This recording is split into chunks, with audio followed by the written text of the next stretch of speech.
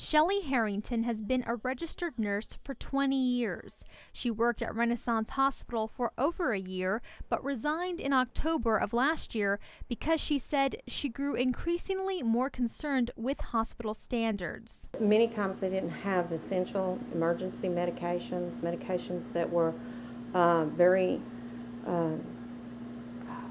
life-saving drugs that they needed to keep people alive or treat conditions that we had in the hospital. They also would have inexperienced individuals on procedures that they should have never been on without another experienced person there.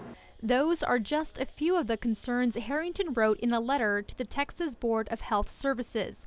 Harrington says she and other staff members often worked with limited supplies or had to borrow from other hospitals. She also says at other times she felt they were so short-staffed that she was concerned for patient safety.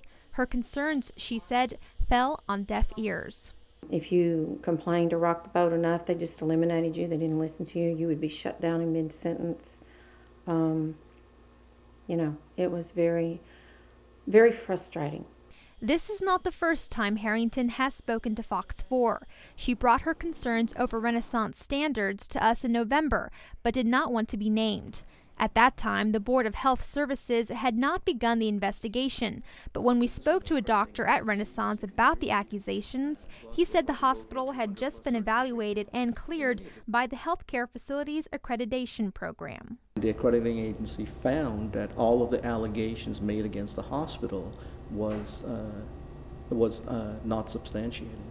Harrington says she and other staff members were never a part of any surgery they felt would put the patient's life at risk, but is concerned that something could go wrong in the future if they don't correct the issues that she says could be problematic.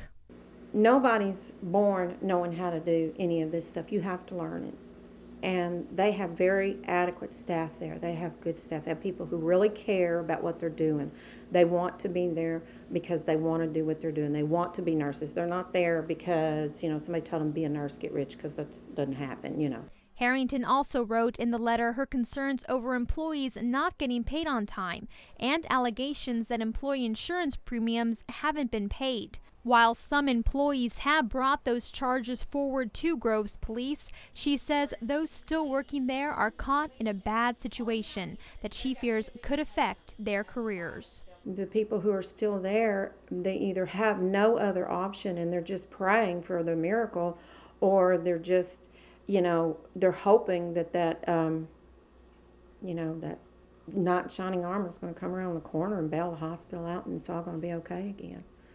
Because there's people who've been there for 30 years.